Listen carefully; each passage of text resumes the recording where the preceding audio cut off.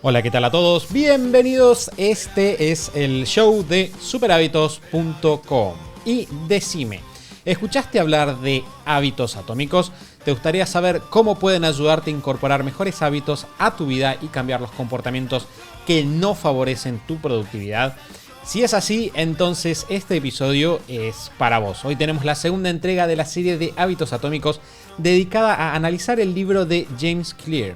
En el capítulo anterior te contamos cuál es la estructura y la definición de los hábitos y cómo integrarlos con tu sistema de productividad. Además, vimos cuáles son los 4 pasos para modificar tu comportamiento. Hoy vamos a charlar de la segunda sección del libro que se llama Hacerlo Obvio. Es la primera ley. Vamos a ver cuál es el rol que juegan las señales o la señal del entorno a la hora de incorporar y fijar nuevos hábitos y cómo podemos aprovecharlos a nuestro favor.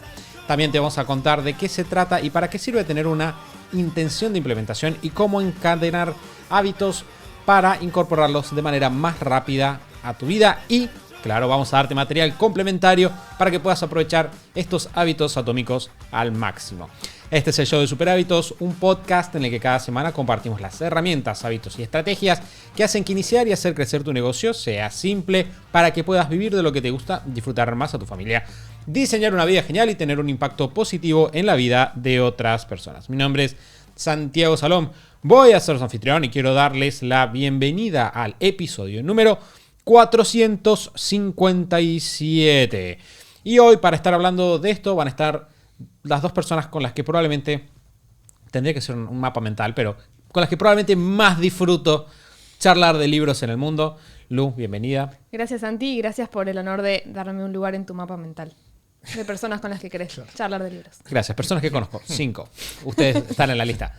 Bien, Mati, bienvenido a vos también. Muchas gracias, Santi, y contento de poder meternos en esta segunda parte, que tengo que decir que disfruté un montón leerla. Tiene muchas cosas interesantes como para desarmar. Creo que algo interesante que le pasa a las personas que escuchan el podcast durante mucho tiempo y además saben que somos familia, es que entienden las similaridades o las similitudes que tenemos entre nosotros.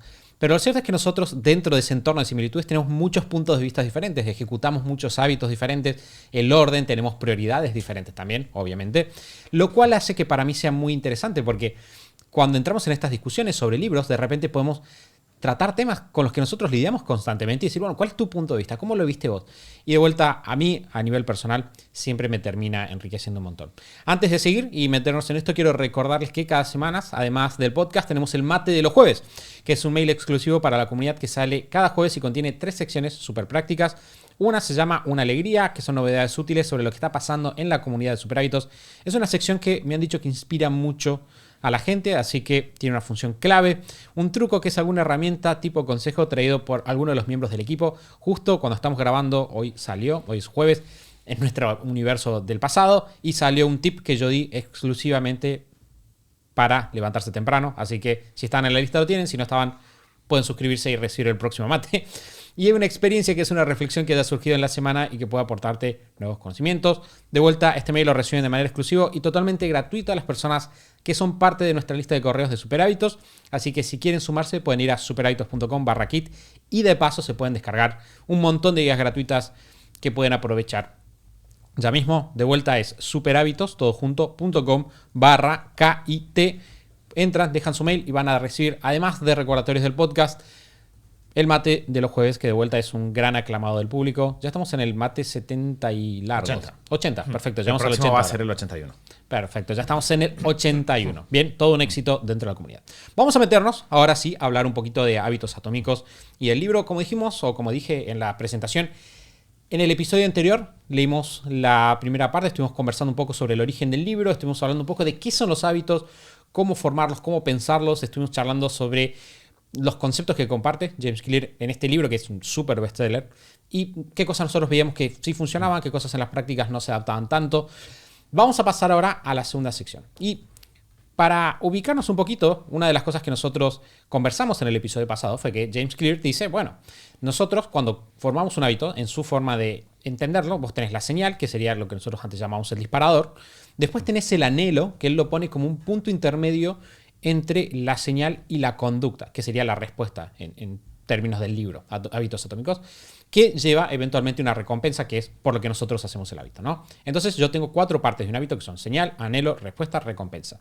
Ahora, James Clear lo que hace a partir de ahí, en el final de la primera parte, es decir, bueno, lo que sigue del libro se va a estructurar en 4 secciones, cada una de las cuales va a trabajar o va a hablar de cada una de estas partes del hábito.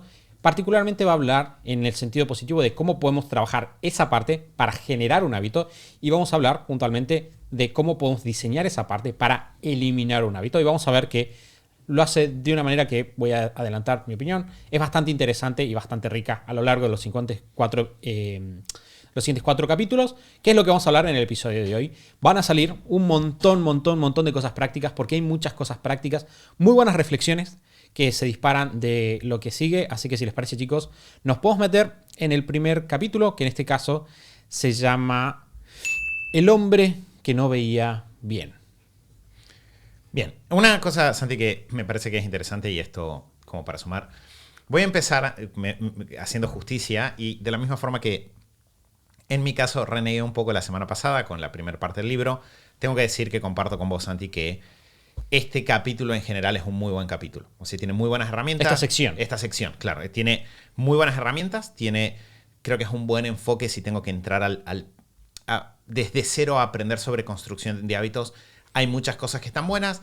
Y sí, por las dudas que alguien esté aterrizando en este episodio antes de haber escuchado el primero, sí creo que se aprovecha mejor si tenemos resueltos los problemas que nosotros hablamos en el episodio anterior.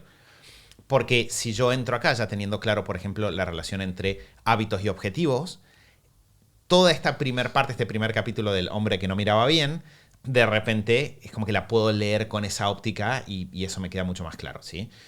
Y una cosa que el libro hace, y ahora me interesaría consultarles a ustedes si les parece que estuvo bueno o no, pero empieza hablando de cómo nuestro cerebro está todo el tiempo procesando volúmenes muy altos de información, muchas veces de manera inconsciente, ¿sí? Da un montón de ejemplos de momentos en los cuales expertos en diferentes temas logran identificar algo, logran diagnosticar algo antes de que sea obvio para la mayoría de las personas, antes de que sea notorio para la mayoría de las personas. El título del capítulo viene de una persona, una mujer que con muchos años de trabajo en medicina mira un día a su papá y le dice, acá hay algo que está raro en cómo está tu ojo. Lo llevan al papá al hospital, creo. Al suegro, perdón. Lo llevan al hospital, y efectivamente la persona estaba por tener un ataque. Pueden prevenirlo. Esa persona salva su vida, ¿no? Entonces, la lógica es, de la misma forma que ese médico, todos nosotros tenemos a nuestro cerebro constantemente procesando mucha información, y lo que hace nuestro cerebro es procesar mucha desinformación a nivel subconsciente y saca conclusiones rápido. Y de ahí él lo conecta un poco con el tema de los hábitos, que si nosotros venimos del capítulo anterior, entendemos que es necesario para la supervivencia de nuestro cerebro construir hábitos, porque si yo tengo que procesar la complejidad de la realidad todos los días al 100%, me agotaría y no podría hacer nada, ¿no? Si cada vez que entro a un ambiente tuviese que mirar en detalle cada uno de los objetos en ese ambiente, y de hecho experimentenlo, ahora que están escuchando esto, frenen y traten de mirar todo el ambiente y de ver todos los detalles y cositas que tienen cada uno de los objetos a su alrededor. Si yo me tuviese que detener de esa forma, cada vez que entro a un ambiente, colapsaría, no haría nada en todo el día. Entonces, eso es una fortaleza, pero lo que él un poco marca acá, o la transición que hace él acá, es decir, bueno, eso también se puede convertir en una debilidad, porque muchas veces podemos estar por debajo de nuestro nivel de conciencia, manteniendo conductas que no necesariamente nos suman, que son hábitos y que pueden estar mal. Entonces, un poco la conclusión o el punto central de este capítulo va a ser el detectar cuáles son tus hábitos o en qué momento se está ejecutando un hábito, es el puntapié inicial para poder empezar a elegir qué hábitos quiero tener. Sí, creo que está buenísimo. También me gustó este capítulo, esta sección, y me gustó más que el anterior, que creo que hubo más críticas o observaciones que le pudimos hacer. Y creo que está buenísimo que arranque con esta idea, porque te interpela, tanto si ya sabes de estos temas o estás como, ¿no? Involucrado en estas temáticas y sabes un poco de esto y no te sorprende. Sí creo que te interpela. Incluso me pasó a mí de estar leyéndolo y que me haga reflexionar, ¿no? Sobre algunas prácticas cotidianas, sobre algunos momentos o cosas. Te recuerda y te interpela con respecto a claro, hay un montón de cosas que estoy haciendo que en realidad, objetivamente, o sea, es así, por más voluntad que uno le ponga, no me doy cuenta porque sucede a nivel inconsciente. Entonces, plantear esta idea de que el primer paso para cualquier cambio que quieras hacer es traer todas estas acciones, estas cosas que están sucediendo, que se están disparando, que son hábitos que tenemos incorporados, traerlo al nivel de conciencia como paso 1 para recién poder hacer cambios. Me parece que es una idea que si, sobre todo si estás arrancando en estos temas o leyendo este libro, como decía Santi en el episodio pasado, es una muy buena información, es muy buen inicial para la persona que está metiéndose en estos temas, que está casi en cero y quiere empezar a hacer cambios de hábitos, quiere empezar a trabajar estos temas de forma más efectiva. Porque siento que eso, incluso a mí me interpeló en, cierto que hay un millón de cosas chiquitas que suceden todos los días, que hacemos todos los días, que no son conscientes, no nos damos cuenta. Y el ejemplo, la historia que, de vuelta, ¿no? Como el hacerlo con historias también tiene mucho impacto. La historia que trae, esta que contó Mati recién, también me parece que está buena porque a todos nos pasa, quizá no en ese, como ese ejemplo tal cual, pero a todos nos pasa todos los días. Quizá hay cosas que vemos que nos pasan, que decimos, bueno, tenemos una sensación, tenemos, no sé, la intuición o como queramos llamarlo, y todas estas sensaciones o intuiciones o cosas que percibimos o que vienen de toda esta información que el cerebro está procesando y está como moldeando a nivel inconsciente. Entonces, hacer el ejercicio de explorar todo eso que sucede a nivel inconsciente, traerlo al nivel consciente para recién ahí poder tomar decisiones y hacer cambios, como paso 1, creo que es una muy buena idea. Que yo, perdón, se te sumó una cosita chiquita ahí. Creo que algo que para mí sí es interesante, que está en el libro, siento que quizás está bueno como verlo, es entender de que este proceso de formación de hábitos un poco lo que nos va a llevar a hacer es tomar conciencia de nuestros hábitos actuales, entonces volver consciente los inconsciente o subconsciente, no sé cuál es la palabra técnica correcta, pero ahí lo inconsciente, lo vuelvo consciente, lo desarmo, elijo con qué me quiero quedar, con qué no, qué quiero sumar, y de ahí sí vamos a querer hacer el trabajo de volverlo de vuelta automático.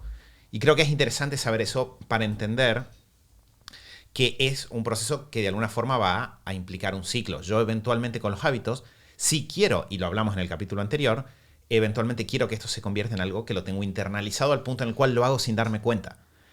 Pero lo que necesito es ahí recorrer un poco ese círculo completo. Pero está bueno saber de que eso no significa que esté mal hacer cosas en automático. Lo que pasa es, si yo sé que las hago y las puedo trabajar, puedo elegir cuáles hago y ese es el proceso de construcción de hábitos. Sí, creo que hay una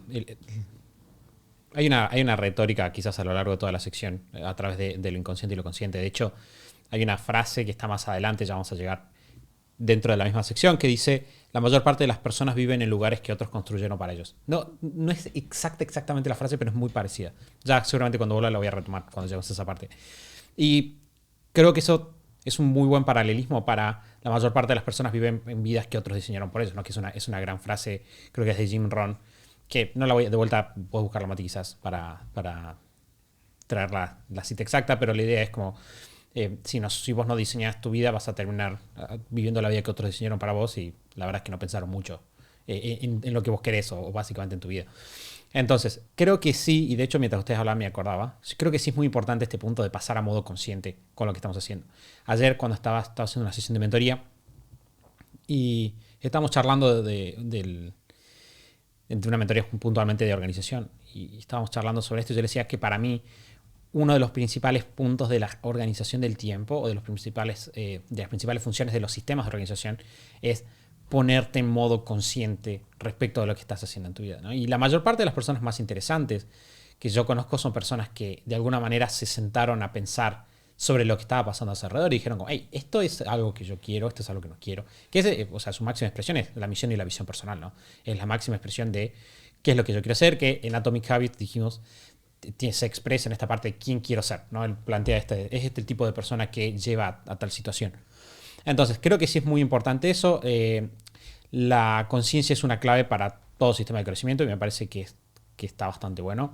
Otra cosa que me pareció que está bastante buena de estos capítulos y que creo que para alguien que quizás no lo leyó o que recién se está metiendo en los hábitos es bueno, es los ejemplos que usa. ¿En qué sentido? Usa muchos ejemplos de hábitos que son los típicos hábitos que uno piensa. De hecho, por ejemplo, habla para tu matrimonio, si antes de irte a dormir le das un beso, sí, etcétera. Que muchas veces es algo que nosotros hemos encontrado en la práctica, ¿no? La mayor parte de las personas cuando piensan en hábitos piensan en, de vuelta, hacer ejercicio, meditar, levantarse temprano, y no piensan qué hábitos es todo eso demás, que es lo que vos estabas mencionando, Lu, recién. A partir de ahí, lo que hace él es hablar de dos maneras en las cuales vos podés... en las cuales vos podés hacer consciente una conducta. En primer lugar, él lo que va a hablar es de el Shinsa Kanko, que es algo que nosotros con Mati lo trabajamos el año pasado también dentro del bootcamp, que es una que se usa mucho en operaciones, bien, cuando vos querés hacer. O sea, básicamente el Shinsa Kanko es señalar y mencionar, o señalar y nombrar, no sé cuál es la traducción literal del japonés, pero básicamente de lo que se trata es que en Japón, en los subtes, los maquinistas o las personas que ayudan a manejar el subte tienden a hacer señas y a señalar cosas y a hablar. Y eso es porque estudiando la conducta, es decir, cuando estoy trabajando en procesos, generalmente lo que quiero evitar es que las personas se salten el proceso, porque si te saltas el proceso, eventualmente puede llevar a fallas, que es lo mismo que pasa con los checklists en los aviones. Bien, entonces lo que vos haces es, al vos hablar y señalar, te involucras o te obligas a ser consciente de lo que estás haciendo. Entonces evitas errores. Entonces, por ejemplo, vos vas a ver la persona que está manejando el tren, que va a señalar la velocidad, va a señalar el tablero, va a decir avanzamos, etc. Lo que él propone es que vos puedes hacer algo similar con tus hábitos, de vuelta mencionando lo que estás haciendo, que de hecho funciona. Nosotros sabemos que, por ejemplo, pesarte es una manera de hacer consciente cómo comes y tiene resultados. Él dice, por ejemplo, cuando vas a comer algo, vos podés decir, por ejemplo, voy a comer esta galleta y sé que me va a hacer mal, ¿bien? Y el solo hecho de decirlo va a hacer que vos pienses, mira lo que estoy haciendo y no lo hagas. Y en segundo lugar, él habla del registro de hábitos, que no se tiene que confundir con el control de hábitos. Bien, que este es un anuncio para todos los que son parte de la comunidad. Bien, cuando él habla de registro de hábitos, él dice, vos lo que puedes hacer si quieres ser consciente de tus hábitos es sentarte y escribir, bueno, ¿cuál es una lista de hábitos que vos tenés? Lo que me hizo ruido de esa parte es que en la práctica tendrías que ser una lista infinita de cosas. Sí. Pero me imagino de que, porque él dice, hacé la lista y después pensá en que si ponerle una nota de positivo, negativo o neutro. Creo que quizás sí tiene sentido porque no vas a poner todos tus hábitos, sino que quizás lo que estás apuntando a hacer es poner allá afuera los hábitos que más te están llamando la atención a vos. Sí, a mí esa parte me hizo ruido. El tema de apuntar y nombrar o señalar y nombrar, creo que es un muy buen ejemplo de cómo se lo puede hacer de forma consciente. También me parece que es un dato interesante, más allá de hacer consciente un hábito que hasta ahora es inconsciente, de ver cómo de vuelta o vuelve a aparecer el tema de cómo la manera en la cual hablamos de lo que hacemos influencia cómo lo hacemos, ¿no? Entonces, este ejemplo que dice el de la galleta no tiene que ver solo con hacerlo consciente, porque en ese caso yo podría decir simplemente me como la galleta y ya está. Ahí estaría siendo consciente que lo estoy haciendo y está bien. Sino que también tiene que ver con si yo menciono las consecuencias de alguna forma o hablo de las cosas, mi cerebro lo registra distinto. Que es gracioso, pero nuestro cerebro nos escucha, ¿no? Por más que las palabras salgan del cerebro, el cerebro también al escucharlas como que las va reforzando, las va interiorizando. Sí me pasó con esto del listado de hábitos, que si uno viene siguiendo todo el libro y el nivel de detalle o el nivel de profundidad con el cual el libro te está explicando que implican los hábitos, cuántas cosas tenés, hacer una lista de todos los hábitos de tu día, yo en cuanto lo vi pensé, no hay forma. De hecho, me encantaría ver un estudio de cuánta gente que lee el capítulo hace la lista y cuánta gente lo hace completo o cuánta gente lo hace parcial. Lo que yo pensaba como una posible alternativa es que probablemente podrías hacer eso por bloques de tu día. Entonces, si vas a, por ejemplo, querés reestructurar tu día, quizás en lugar de hacer una lista de todos tus hábitos, hace una lista de, por ejemplo, los hábitos que realizás en la primera media hora de despertarte, o en la primera hora de despertarte. Que esa es una lista que la veo mucho más factible de realizar y de trabajar. Y en realidad, si vos vas resolviendo tu día en bloques de a media hora o de una hora, eventualmente lo vas a tener trabajado completo. Que si te fijas, Santi, es muy parecido a lo que nos pasa trabajando con negocios de servicios en el bootcamp, en términos de que si vos decís, haceme una lista de todos los sistemas de tu negocio, las personas colapsan, porque es demasiada información. Ahora si yo digo, bueno, toma esta parte de tu negocio y haceme una lista de todo lo que se hace adentro, es como que de repente al limitar la atención, las personas pueden efectivamente hacer una lista minuciosa y de ahí cuando agarrás una parte de las cosas que se hacen, y decís, bueno, ahora haceme una lista de los pasos, recién ahí pueden llegar al nivel de detalle que necesitamos para optimizar ese trabajo. Y creo que lo mismo pasa con los hábitos. Si yo trato de pensar todos mis hábitos, colapso. Aparte porque es difícil, porque hay un montón de hábitos que quizás se realizan en situaciones particulares o en momentos particulares.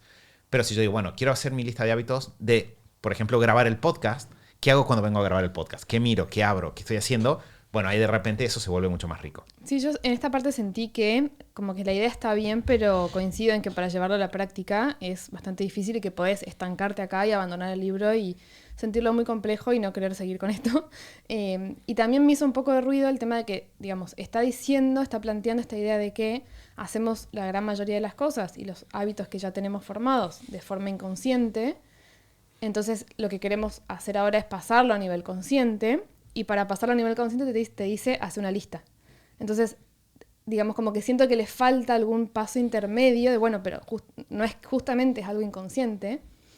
Puede pasar que tengas una lista de 1000 hábitos porque ya sos consciente, no sé, en nuestro caso tenemos controles de hábitos hace muchos años y sos consciente de qué hábitos tenés y los registras todos los días y pensás al respecto, pero si alguien no tiene nada de eso y está arrancando con estos temas y está en cero y no tiene ningún tipo de registro consciente de estas cosas, en realidad todo lo que hace en su día está marcado por hábitos y disparadores inconscientes que no los ve. Entonces siento como que falta ahí la ayudita, el ejercicio práctico, el cómo hago para notar o ver, ¿no? A nivel consciente qué cosas de mi día son hábitos y qué cosas no, para recién poder hacer una lista. Siento que pasar directamente a, bueno, hay que pasar de inconsciente a consciente, hacer una lista de todos tus hábitos, como bueno, pero no sé cuáles son. Quizá los más evidentes sí voy a saber que me levanto todos los días a tal hora, que, no sé, mira, todos los días tomo un vaso de agua, o las cosas más evidentes, más fáciles, pero siento que hay un montón de cositas que justamente como son inconscientes,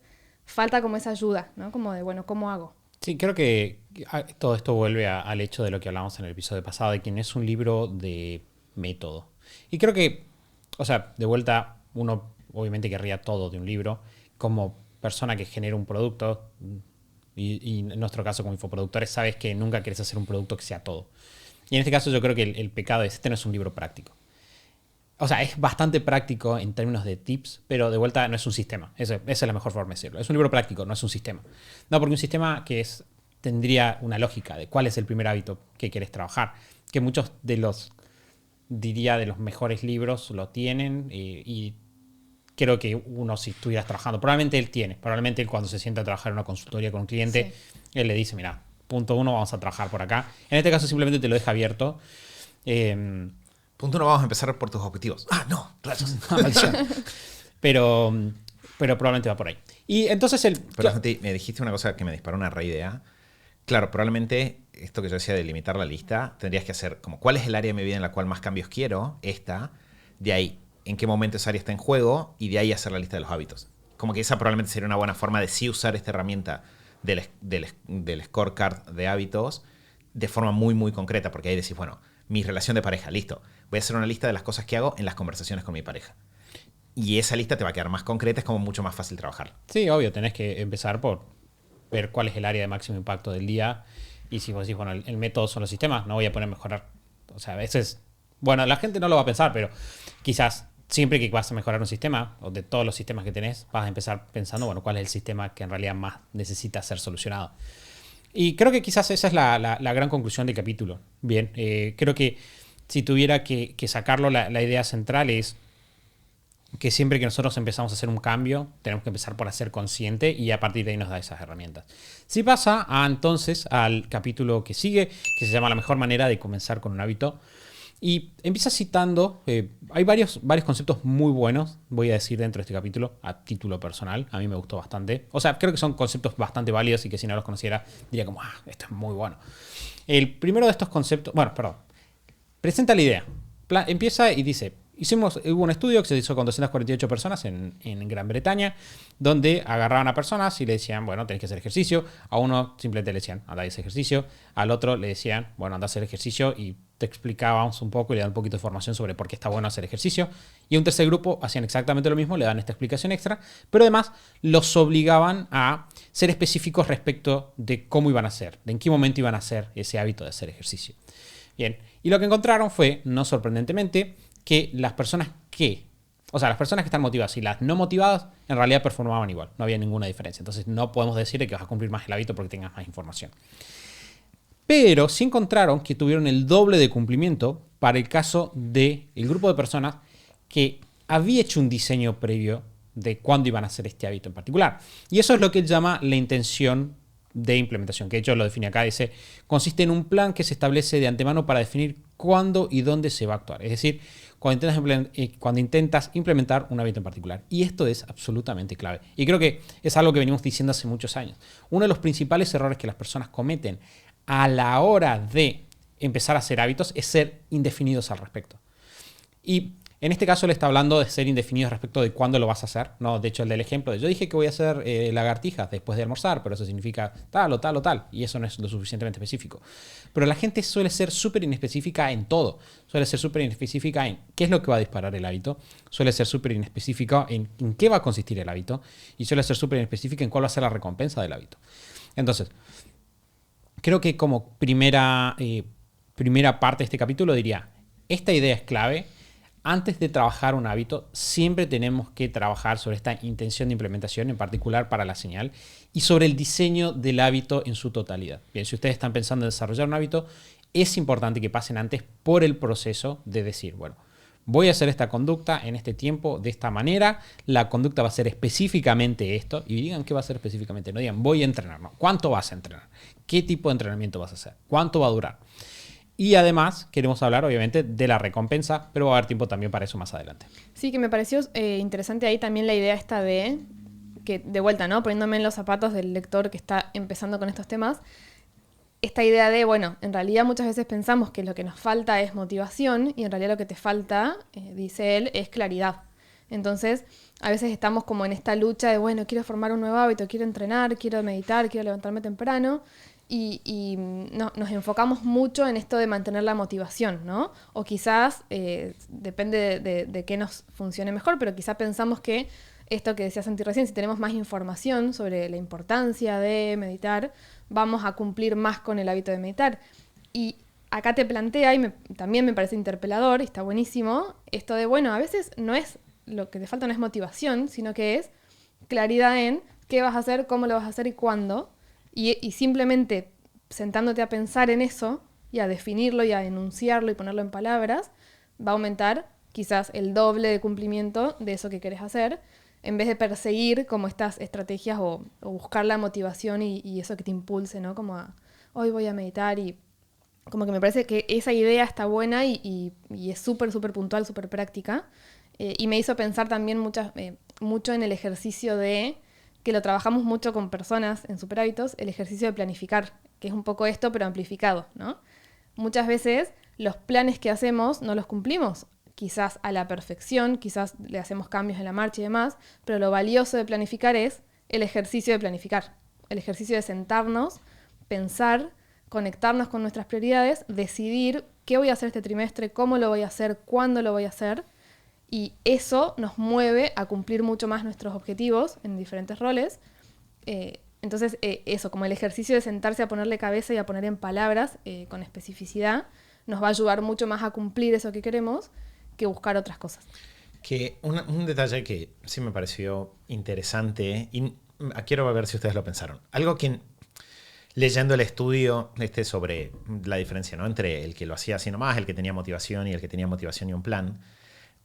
No voy a decir es un error porque creo que las conclusiones del experimento son válidas, simplemente que a mí me quedó haciendo ruido es que cuando analizaban quiénes tenían motivación y quiénes no, lo que analizaban era quiénes habían recibido como una charla informativa sobre los beneficios de hacer ejercicio, que no es lo mismo que tener motivación, sobre todo lo pensaba yo para un hábito como ejercicio, donde hay una conciencia social bastante grande de que hay beneficios en eso.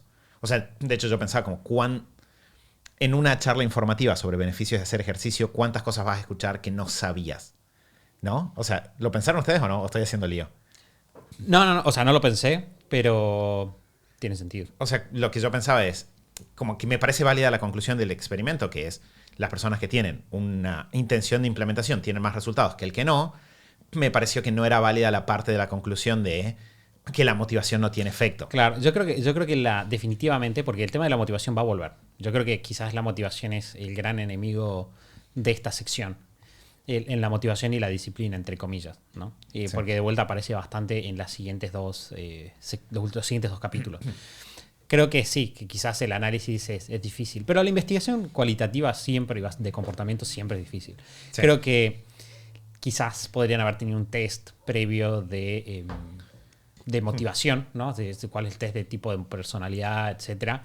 Pero Porque sí hay otros estudios que apuntan a que si una persona tiene como una conexión con la tarea o tiene una motivación intrínseca o extrínseca, como que diferentes tipos de motivación afectan el comportamiento. Entonces, de repente, de vuelta, creo que la conclusión importante acá era la intención de implementación, y eso está clarísimo. Sí creo que esta parte de la motivación es como que me pasó de dejarlo como con un asterisco de... Esta conclusión de este experimento no creo que sea el punto central, y me parece discutible porque es como un factor que no estaba necesariamente aislado. Creo que igual, o sea, como que no es que leímos el estudio completo, no tengo idea. Quizá hay alguna diferencia entre grupo 1 y grupo 2 que él no lo menciona y retoma solo lo que le sirve más, digamos, al mensaje que quiere dar. Eso la verdad que no lo sé. Sí creo que conectando otras ideas, sí tenemos esto que decía Santi, que ya lo charlamos, esta propuesta inicial de, bueno, primero conectar con quién querés ser. A partir de ahí vamos a hacer estos ejercicios para formar hábitos. Y en la parte, no lo dijimos, pero en la parte digamos, antes, cuando te dice que hagas esta lista de hábitos y los marques como positivo, negativo, neutro, él hace una aclaración, no estoy 100% de acuerdo, pero me parece que por ahí está bueno para esto que estamos hablando ahora. Él dice, no hay hábitos buenos o malos, hay hábitos eficientes para, no sé si lo dice así, pero para tus objetivos, ¿no? Entonces, si yo tengo mi lista de hábitos diarios, supongamos que la pude hacer, y marco como un hábito como negativo, es un hábito que yo siento que no me está ayudando a avanzar en eso que quiero. En cambio, un hábito neutro, bueno, no sé, y en hábito positivo sí me está ayudando. Entonces creo que todo esto de la motivación, quizá como que no se quiso meter mucho en la motivación, creo que la idea de no te vuelvas loco buscando motivación, cuando ya te dijo que te conectes primero con quién quieres ser, Claro. pero no te vuelvas loco buscando motivación y enfócate en hacer específico esto, que Exacto. es como la primera ley. Creo como que si seguís como ese hilo, creo que No, ese hilo me bien. parece que está perfecto. Sí, 100% de acuerdo. bien, a partir de ahí, lo que va a hacer es incorporar otra idea, ¿no? Porque él dice, bueno, tenés tu señal, el paso número 1 es un poco lo que veníamos hablando recién, ¿no? Que de hecho el de un modelo dice, lo que vos tenés que hacer es, para cada hábito que quieras generar, es escribir, yo haré conducta, alas, tiempo, en lugar. ¿Bien? Y eso ya es una gran diferencia. Entonces tenemos eso. Y a partir de ahí mete un concepto que él lo llama la acumulación de hábitos, pero que nosotros hemos llamado durante muchos años el encadenamiento de hábitos. Y es un concepto que está bastante bueno también. Que es básicamente la idea de que vos lo que podés hacer cuando vos querés incorporar hábitos. Ahí la historia me resultó bastante colgada, tengo que ser sincero. Pero creo que quizás él dijo, bueno, necesito meter una historia acá que hable de que una conducta lleva a la otra. Y metió la historia del efecto Diderot. Pero la idea es buena. Bien, el concepto es bueno. Y el concepto es un concepto que si no lo conocen está bueno que lo incorporen. Y es, cuando vos querés incorporar hábitos rápidamente, lo que vos podés hacer es aprovechar la existencia de hábitos previos. En donde lo que vos haces que la señal o disparador de un hábito sea un hábito que ya existe antes. Entonces, por ejemplo, si yo ya tengo un hábito creado, en vez de generar un hábito en el vacío, lo que puedo hacer es decir, bueno, cuando hago este hábito, después a continuación hago el hábito siguiente. Que así se construyen los rituales de mañana, y por eso los rituales de mañana funcionan también. Nosotros tenemos esta regla de que, si bien no hay ciencia detrás de que son 21 días, 10 días o 30 días para la construcción de hábitos, de hecho la ciencia dice que depende del hábito y de la persona, lo cierto es que no puedes generar infinitos hábitos. Si nosotros decimos, bueno, un hábito por mes es generalmente una medida razonable. Eso es cierto, excepto en el caso del encadenamiento de hábitos. Porque en el encadenamiento de hábitos vos puedes incorporar, no lo recomendamos, si no son expertos o no tienen mucha experiencia con hábitos, pero cuando vos tenés mucha experiencia con hábitos, vos puedes incorporar muchos hábitos rápidamente, porque de vuelta está en un flujo de trabajo que vos ya mantenés. Y de vuelta el ritual de la mañana entra ahí, y que es esta acumulación de hábitos que él le da muy bien el crédito a BJ Fogg, que es un profesor de, creo que de Stanford, si no me equivoco, de comportamiento, de ciencias del comportamiento, que, dato de color, él tiene un libro que habla de hábitos también, que yo pensé que era previo, y dije, mira, no menciona el libro, pero después vi que el libro se publicó después de sino que parece que él daba clases sobre eso. Salió Atomic Habits y él después publicó el libro. Pero, de vuelta, nada, dato de color sobre las notas y la idea. Lo importante es el encadenamiento de hábitos / acumulación de hábitos. Sí, y creo que es un muy buen concepto como para llevarse de este capítulo a las en tal lugar, que el hecho de que incorpore el lugar me parece como un muy buen consejo, porque efectivamente cambia, va a aparecer en las siguientes partes del capítulo, pero el lugar afecta la conducta, entonces eso está bueno y es importante. Sí creo que está ahí medio que dando vueltas, está implícito, pero me parece bueno resaltarlo. Cuando dice a las no necesariamente tiene que ser un horario. Si no necesariamente tiene que ser a las 9, a las 10, a las 11. De hecho, puede ser un momento. Y eso es importante. Por eso digo que está implícito, porque en el encadenamiento de hábitos, efectivamente, vos no decís un horario, decís un momento. Es después de esto. Pero está bueno ponerlo porque muchas veces nos ha pasado con personas que se aferran a, no, pero yo a las 9 tengo que entrenar, entonces ya son las 9:05 y me quiero matar porque no empecé a entrenar a las 9 y que no estoy cumpliendo con el hábito. Y en realidad, si tu pauta es, por ejemplo, al llegar a casa entreno, que es una forma bien específica de decirlo, ¿no? Tipo, una vez después de llegar a casa, no sé, cambiarme de ropa, empiezo a entrenar. Ahí eso ya es bastante claro como disparador, no hace falta decir va a ser a las 16:35, porque muchas veces la vida tiene variabilidad en los horarios, pero los momentos se mantienen constantes. A partir de ahí, creo que, o sea, una nota de color sobre el libro es que, más allá de dijimos en el episodio pasado, la buena estructuración, ¿no? En términos de lo fácilmente digerible, la incorporación de historias con algunos datos metidos, mezclados con anécdotas, que hacen que este sea un libro muy fácil de leer. Creo que lo que caracteriza muchas veces a los buenos libros es esto de que tienen muchas buenas ideas, ¿no? Hay una frase que dice que hay demasiados libros que podrían ser una charla de TED, en términos de que hay muchos libros que tienen una sola idea y está expandida por, de vuelta, a 200, 300 páginas. En este caso vos ves que no, y eso creo que es un punto a favor del libro, en términos de que te das cuenta de que saca un par de conceptos, los pone acá, quizás no los explique en profundidad, pero de vuelta, ya te pone por lo menos en el radar. Yo creo que los libros, por lo menos a título personal, yo los veo muchas veces como la puerta a temas o la puerta a cuestiones, porque si quieres algo más específico, generalmente vas a buscar mentores o cursos o programas, y en este caso yo creo que te da una buena entrada. Lo cual nos lleva también al capítulo 6, bien, que es la tercera de las 4 partes de esta sección, que se llama La motivación está sobrevalorada, el ambiente a menudo es más importante. Y este creo que como concepto general es algo súper poderoso. Creo que es una idea que más personas deberían tener ahí afuera. Y para presentarla, él toma una historia que sí se conecta bastante bien con el contenido, y es la siguiente. Habla de un experimento de un hospital en Estados Unidos, en Boston puntualmente, donde quieren que las personas coman más saludablemente. Entonces, el approach normal, por ejemplo, de la motivación, si hubiéramos tomado lo que hablamos en el capítulo anterior, podría ser, bueno, vamos a dar capacitaciones sobre lo importante que es comer más saludablemente, ¿no?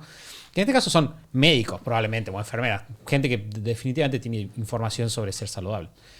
Sin embargo, toman un approach diferente en este caso, y lo que hacen es cambiar la distribución física del lugar donde las personas iban a comer. Entonces empezaron a poner agua en lugares estratégicos, y lo que encontraron fue que efectivamente, ante un cambio de la disposición física del lugar, hay una disminución del consumo de cosas malas y un aumento de las cosas buenas.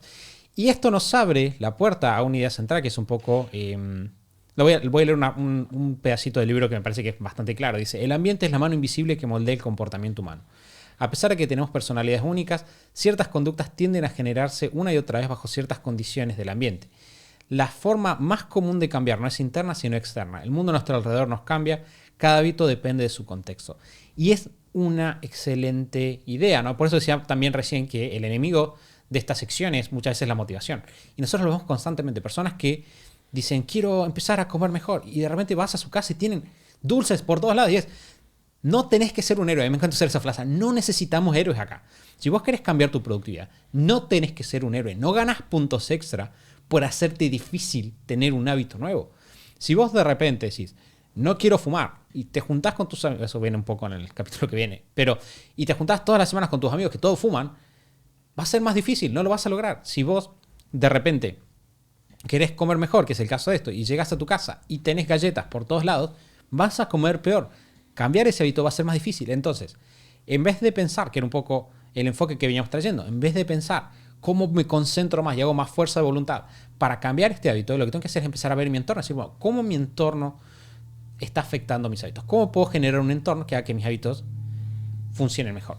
Y por eso también cuesta tanto a veces cuando uno logra como gestionar y moldear el entorno físico, el entorno de vínculos, de personas con las que uno se rodea, y logras encontrar ese flujo, ¿no? de positivo de mantener ciertas rutinas y hábitos, lógicamente, y esto lo charlamos mucho con personas con las que trabajamos organización, cuando viajamos, cuando estamos en la casa de otras personas, cuando tenemos alguna otra actividad, cambia algo en esa dinámica, nos cuesta mucho más mantener un montón de hábitos. Y eso es lógico que pase, es normal que pase, y es justamente por el poder que creo que está muy buena esta parte porque nos hace conscientes de el poder que tienen esas anclas y esos disparadores que tenemos constantemente en nuestro entorno, que muchas veces son físicas.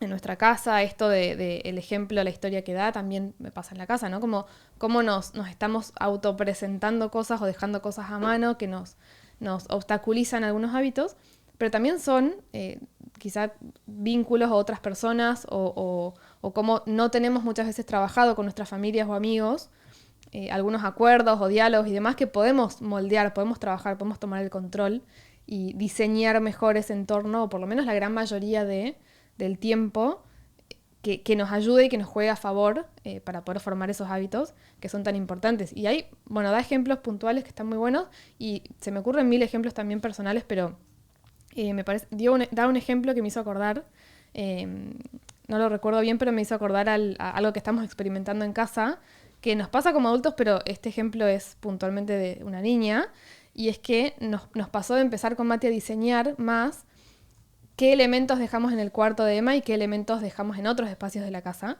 para generar como este ancla de la habitación es para descansar, relajarse, dormir, leer, y si vamos a jugar, ¿no? Si vamos a poner música, bailar, saltar, jugar, tenemos este otro espacio de la casa. Que está refuncionando, y, dicho sea de paso. O sea, lo hicimos sin querer queriendo, está siendo un experimento bastante limpio porque estamos haciendo el cambio y empezamos a notar las diferencias. Y también nos pasa a nosotros como adultos si hacemos eso, ¿no? Si estamos acostumbrados a nuestra habitación, no sé, ver televisión y trabajar y hacer otras cosas y dormir, bueno, probablemente el ancla, ¿no? El ancla física de ese espacio físico no va a ser solamente relajarse y dormir. Entonces, y con Emma lo estamos notando, o sea, es increíble cómo ahora para jugar, o sea, para esos momentos de caos, de juego, de grito, de saltar, es el espacio que tenemos habilitado para eso, que es el living, y cuando vamos a la habitación, ella ya entiende, se acuesta sola en la cama y dice, quiero dormir, o agarra un libro y se sienta en su cama y ya entiende como esas anclas físicas para ciertos hábitos y para otros es otro espacio. Y es increíble el poder que tiene eso. Sí, de hecho me hacía acordar, vos Mati quizás te vas a acordar también, me acuerdo cuando estábamos trabajando o leyendo más sobre entrenamiento para perros, cuando tuvimos nuestros primeros perros y estábamos leyendo sobre entrenamiento para perros, etc. Y una cosa que te decían mucho, porque el tema del entrenamiento para perros, con refuerzo positivo, se basa mucho en la misma estructura que los hábitos, ¿no? Vos generás un disparador, generás una asociación y lo que vas haciendo es, vas premiando la actividad positiva. Entonces el perro va interpretando como, cuando pasa esto, yo recibo un premio, entonces voy a repetir esta conducta y lo vas haciendo sucesivamente.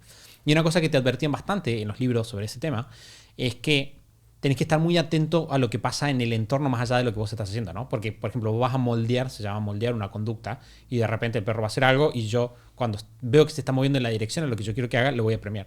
Y lo que ellos decían es, muchas veces puede pasar que vos inconscientemente en un momento determinado del día o cuando pasa algo, por ejemplo, siempre que, no sé, terminas de trabajar, vos decís, bueno, ahora me pongo a entrenar al perro y te pones a entrenarlo. Y de repente vos no te diste cuenta de eso, pero el perro sí lo incorpora en el hábito. Entonces después, en otro contexto, vos querés que el perro haga lo mismo y el perro no lo hace. Y vos decís, ¿cómo puede ser? Y lo que pasa es que el perro ancló su hábito al contexto. No, eso pasa mucho, por ejemplo, si yo quiero entrenarlo para salir a la calle, ¿no? Y tengo que, o sea, el entrenamiento para que tu perro salga a la calle y se comporte bien implica ir repitiendo la misma conducta en distintos contextos para que no haya una asociación entre la conducta y el contexto. Y pensando en lo que está diciendo acá, me parece que una idea súper potente de este capítulo también es esa. Vos no te vas a dar cuenta, vamos a simplificar tu vida diciéndote disparador, conducta, recompensa, de vuelta señal, respuesta, recompensa. Pero lo cierto es que hay mucho más ahí. Y puede estar teniendo un poder bastante grande en vos, que era lo que vos decías de los viajes. Muchas personas se van de viaje y tienen muchos problemas para mantener sus hábitos porque pierden sus anclas directas, pero también porque tienen toda una serie de señales extra que no están y que normalmente en su casa sí tienen. Entonces creo que está muy bueno como para tomar conciencia un poquito de ese rol que tienen de vuelta en la construcción de los hábitos. Sí, y creo que está bueno que lo hayan recalcado. Siento que el libro se inclinó más por el entorno físico, pero está bueno esto de entender que el entorno social es enorme. Sí me hizo pensar mucho nosotros somos bastante hinchas en general con el tema del entorno físico y que si estás en un escritorio desordenado tendés a sentirte más desordenado, que la casa sea funcional. Yo creo que naturalmente si uno busca la funcionalidad vas a ir puliendo estas estructuras.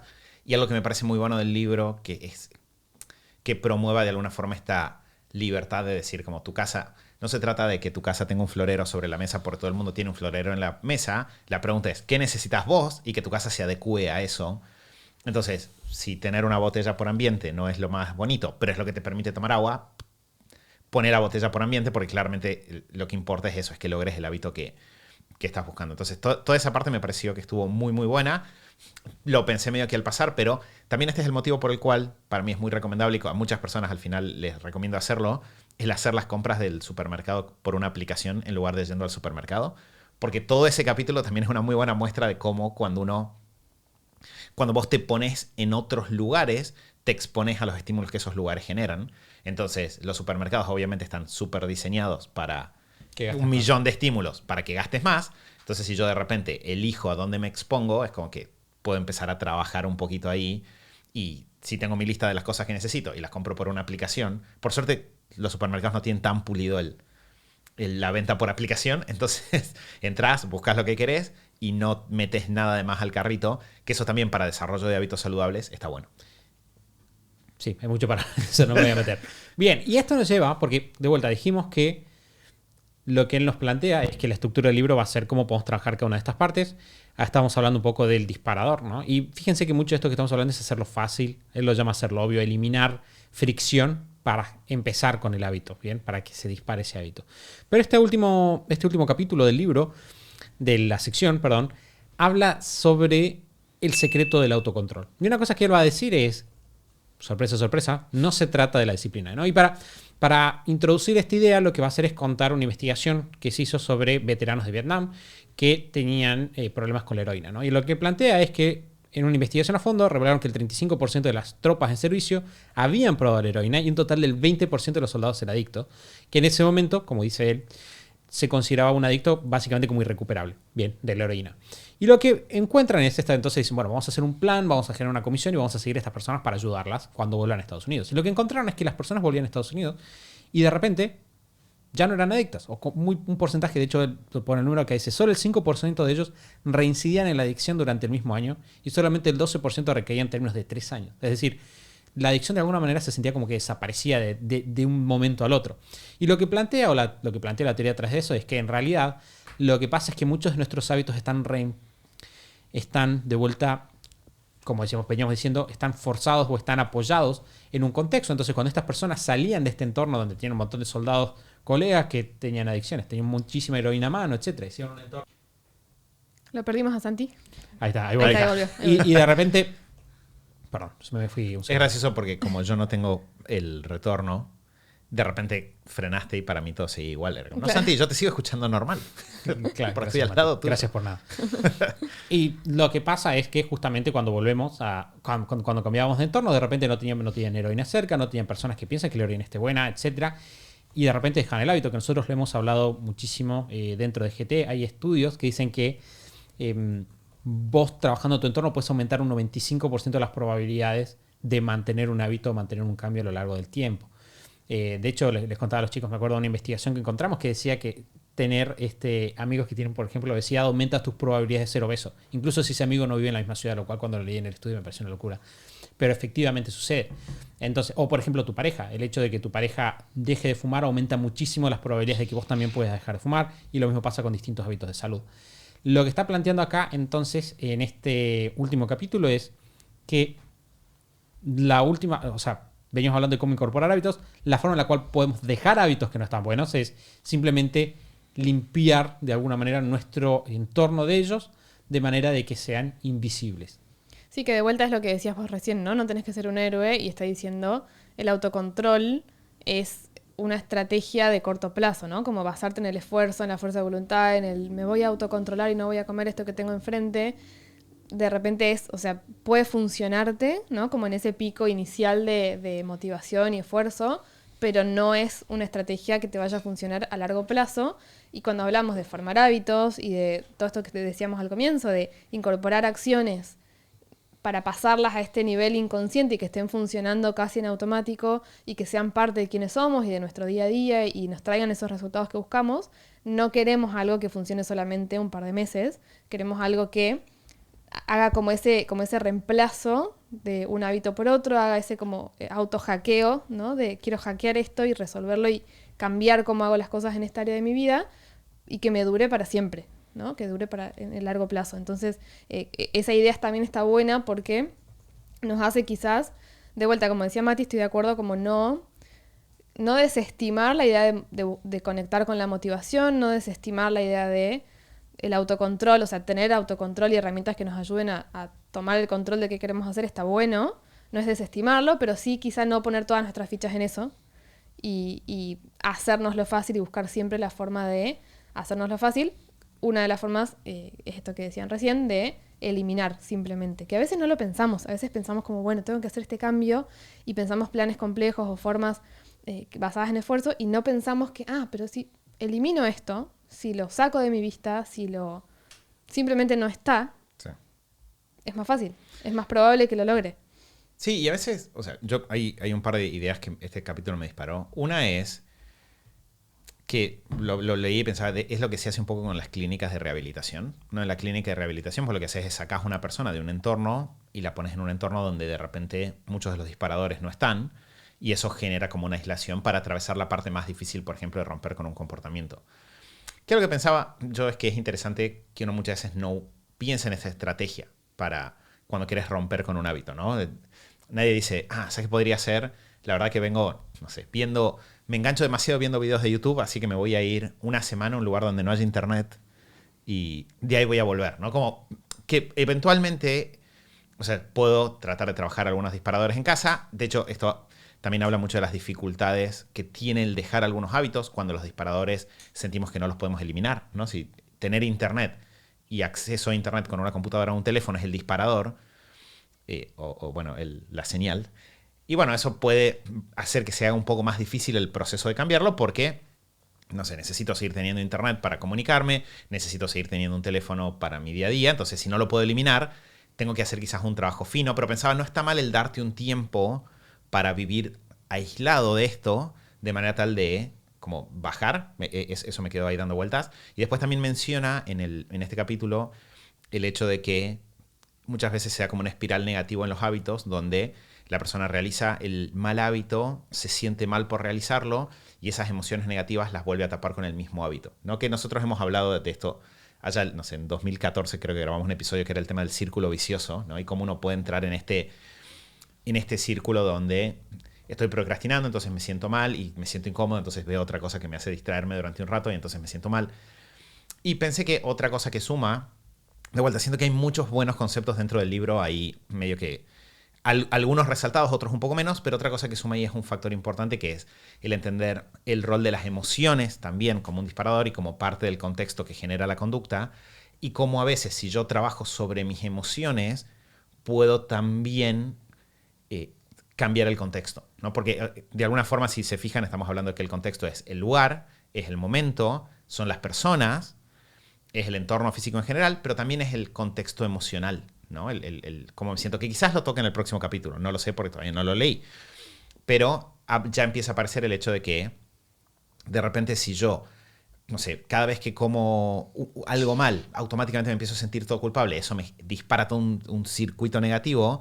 Quizás el aprender a, una vez que comí algo mal, decir, no pasa nada, comí un día mal, esto está bien, y no generar como toda esa culpa interna, corta el hecho de que yo, entonces, comí mal una vez y listo, cortas no como mal. El inicio del círculo vicioso. 7, claro, exacto. Si digo, me distraje viendo un video un rato, no pasa nada, igual necesitaba desenchufar, lo dejo ir y vuelvo a la conducta, eso va a ser probablemente más productivo que si del video, no, ¿por qué? Porque soy siempre lo mismo y tal. Y empiezo ahí con el autolátigo que me mete en también problemas. Detrás de la idea de todas estas ideas me parece que está como la aceptación de soy un ser humano y Claro. estas cosas me pueden pasar, o hay cosas que, no sé, con el ejemplo de la comida, ¿no?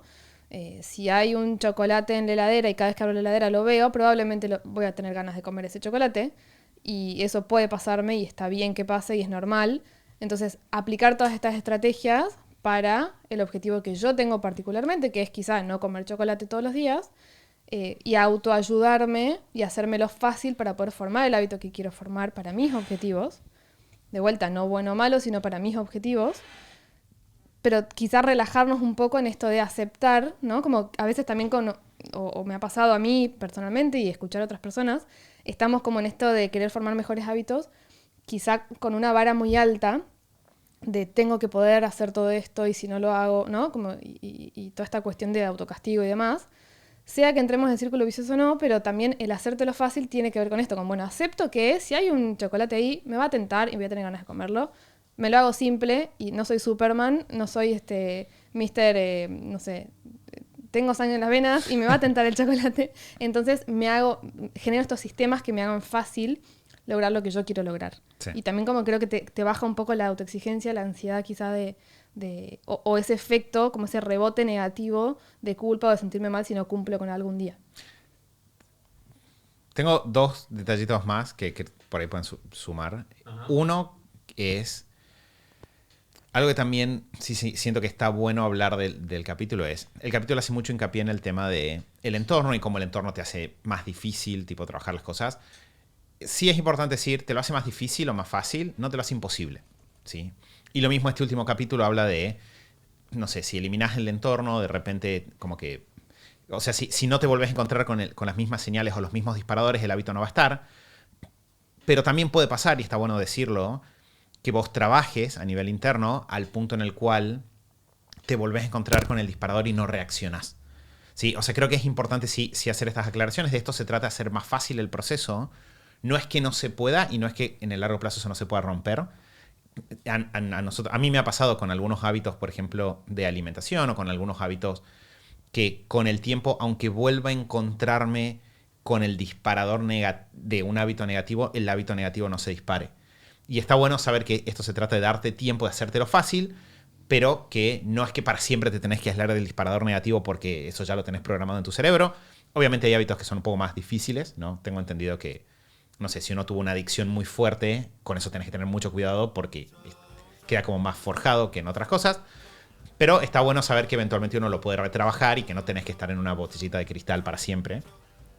Y lo otro, que esto lo dejo como una advertencia final del capítulo, este es un capítulo que tiene un montón de conceptos que uno los lee en 5 minutos, en 10 minutos, 15, pero que te toma años dominar e incorporar y terminar de usar.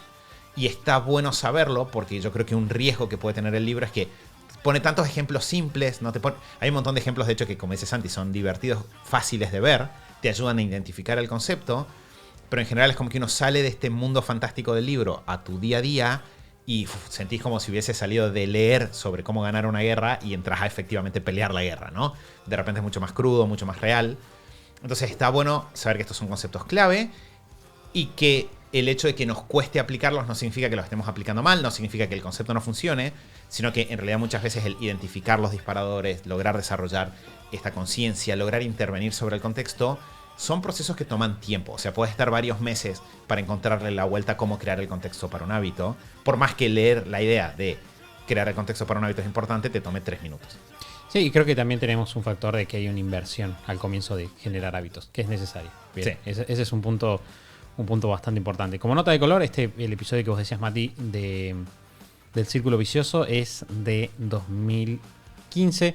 Igual estaba viendo acá unos artículos de Super Hábitos de 2014 que hablan sobre identifica cuál es el hábito que quieres dejar, descubre los disparadores, descubre la necesidad detrás, reemplaza el hábito por... La verdad que muy buena información de los super hábitos del pasado. Bueno, este micrófono me va a volver loco hoy. Bueno, chicos, hemos llegado al final entonces del episodio de hoy. Muchísimas gracias por traer sus ideas. Gracias a vos, Santi, por recibirnos. Sí, muchas gracias Santi por la invitación acá a tu living para conversar sobre libros. Tengo que decir que mi entusiasmo subió bastante con este capítulo, así que tengo muchas ganas de meternos en los capítulos que siguen. Y nos vamos a meter en los capítulos que siguen porque de vuelta estamos en la serie de Hábitos Atómicos donde estamos metiéndonos parte por parte con el libro bestseller de James Clear. Lo que vamos a estar haciendo es, en el próximo episodio, que va a ser el 458, hablar de la parte número 3, que es la segunda ley, en la cual vamos a hablar sobre conducta. Bien, cómo podemos diseñar el hábito en sí, cómo podemos hacer que sea más fácil para nosotros. De vuelta, todo esto pensando en cómo podemos ser más productivos con menos esfuerzo y sin quedarnos en el camino. Gracias chicos y gracias a todos ustedes por habernos acompañado. Por lo pronto nos vamos a estar escuchando nuevamente la semana que viene en el episodio 458 del show de Super Hábitos. Chau chau.